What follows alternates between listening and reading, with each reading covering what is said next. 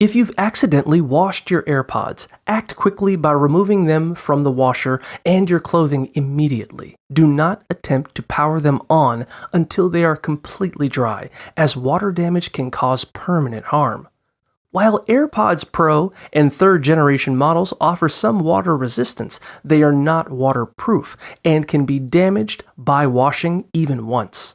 Dry your AirPods with a lint-free cloth, preferably a microfiber one, and place them in a dry, low-humidity environment for 12 hours. Sealing them with silica gel in a container can also help with drying. Avoid using rice, as it doesn't work effectively and can cause scratches. Resist the urge to test or charge your AirPods until they are fully dry, and never blow air on them, as this can introduce moisture.